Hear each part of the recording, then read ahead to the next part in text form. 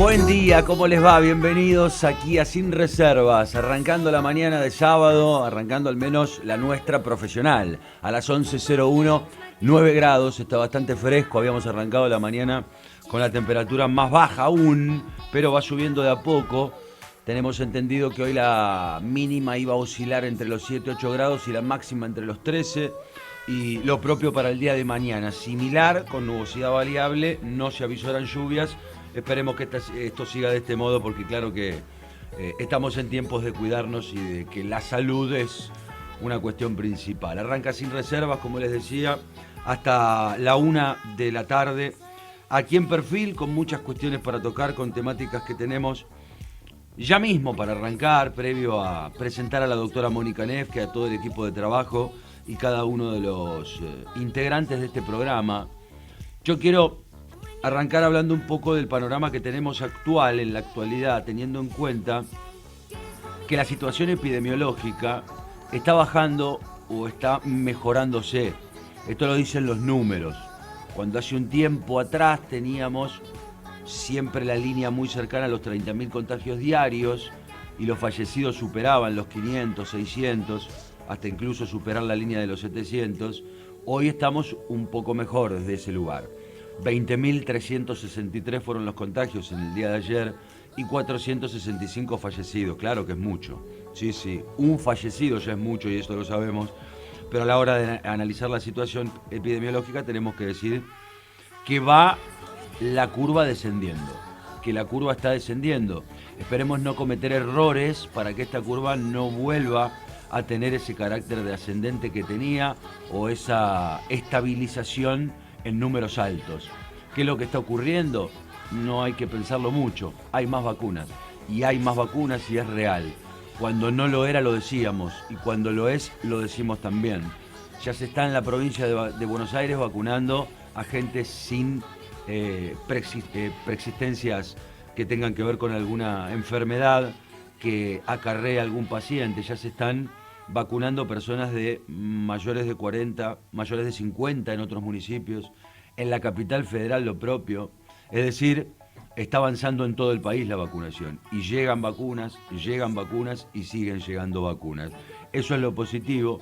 Y me parece que con esa película un poco más acomodada, ya había arrancado de un tiempo para esta parte la otra cuestión importante que se nos viene a los argentinos, obviamente, de mucha menor cuantía a nivel de peligrosidad, de importancia que una pandemia. Hagamos esa salvedad, pero se viene el panorama electoral, se nos viene qué va a pasar en las próximas elecciones. Tengamos en cuenta, el 24 de julio es el cierre de las listas, estamos a un poquitito más de un mes, con una elección paso que será el 12 de septiembre, y el 14 de noviembre serán finalmente las elecciones generales. Yo digo, se empieza ya a crispar un poco el ambiente, si se quiere crispar, que se entienda, digo dentro de los mismos partidos incluso, o dentro de las mismas coaliciones de gobiernos, porque se está dirimiendo nada menos que quiénes serán aquellos jugadores, como se le dice en la política, o aquellos que se van a presentar para ser representantes, si valga la redundancia, legislativos de nuestro país. ¿Qué pasa en Juntos por el Cambio? Arranquemos, si quieren, por la oposición, en donde uno todavía tiene dudas y no sabe cuál será el papel de varios jugadores. Primero, ¿quién tiene la lapicera, como también se dice en política, en Juntos por el Cambio? ¿Quién va a definir quién será cada uno de los candidatos en cada uno de los lugares? ¿Es Mauricio Macri? ¿Es Patricia Bullrich? ¿Es Horacio Rodríguez Larreta? ¿Cuál será el rol de Vidal, de María Eugenia Vidal? ¿Jugará o se presentará en Capital, donde ella, aparentemente, algunos dicen que es su deseo porque así conoce, se formó políticamente y además porque, claro, es un ambiente electoral más positivo, el de la ciudad de Buenos Aires para Juntos por el Cambio? Porque desde hace mucho tiempo que gobierna ese mismo color político y los números a priori le darían el aval para seguir continuando en esa hegemonía en la capital federal. Pero no tenemos en claro el rol de los demás. A ver qué pasará en el mismo Juntos por el Cambio. ¿Define el PRO la corriente del radicalismo encabezada aparentemente por Facundo Manes, con Elisa Carrió también siendo parte de esta coalición, ¿qué papel tendrán? Estamos nombrando políticos y nombrando jugadores para tener en claro más o menos el panorama que se nos viene. Y del otro lado, en la coalición de gobierno, hoy, en el Frente de Todos, también uno se pregunta, ¿cuál va a ser o quién tiene la final decisión? ¿La tiene el presidente, que preside justamente el Partido Justicialista? ¿La tiene Cristina Fernández de Kirchner en las últimas decisiones? Es un panorama incierto. Habrá contiendas internas de todo tipo, esto lo sabemos. ¿Será sencillo? ¿Será fácil? Me parece que no.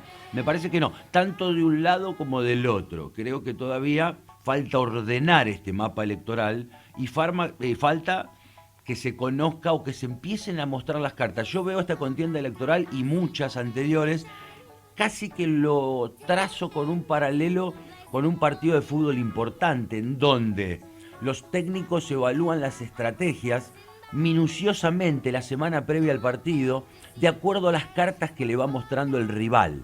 Si el rival va a jugar con una línea de 3 en el fondo, para los que no entienden de fútbol, o para los que no son de ese palo, que va a jugar con una defensa determinada, con determinada cantidad de volantes, qué nombres propios tendrá, en dónde habrá más importancia o no dentro del terreno de juego. Bueno, yo lo asemejo a esta contienda, o a las contiendas electorales, en donde las cartas se van mostrando de a poquito, porque claro, una coalición muestra una carta y la otra ya sabe por dónde ir. Entonces, me parece, y después nos vamos a apoyar en todo el conocimiento que tiene la doctora Mónica Nefke acerca de todo lo que tiene que ver con la política, para ver verdaderamente cuándo se definen las listas. Yo me acuerdo cierres de listas de madrugada, de esperar para saber y conocer quiénes van a ser los candidatos y enterarnos el 25 a las 001, en este caso, porque el 24 de julio cierran las listas. Bueno, me parece que se viene un panorama similar, un panorama parecido. Yo digo, y como conclusión de esta pequeña introducción, ¿estaría mejorando o pasando la pandemia? Creo que sí. Tratemos de no cometer los mismos errores para no tener una tercera ola. Pero sí, si todo sigue como parece y las vacunas siguen llegando, estaríamos en el inicio quizá del final de esta pandemia en nuestro país.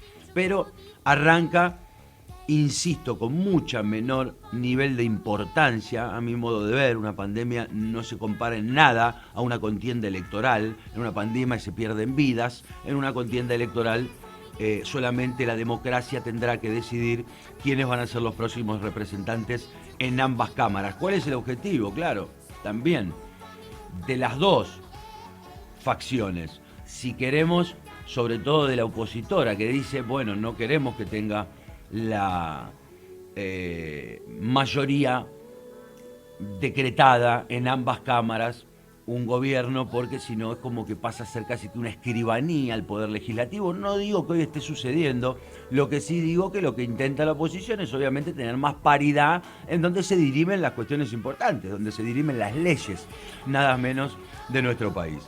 Por eso digo, está pasando una de las peores o los peores tramos de nuestra historia, que es esta pandemia, pero arranca otra cuestión, la cuestión eleccionaria. No le llamemos pandemia, no le llamemos epidemia, le podemos llamar quizá esta carrera contra el tiempo para elegir quiénes van a ser los próximos candidatos. Yo quiero que los políticos se ocupen de esto, pero que no se olviden de lo más importante, que es gobernar para todo el país.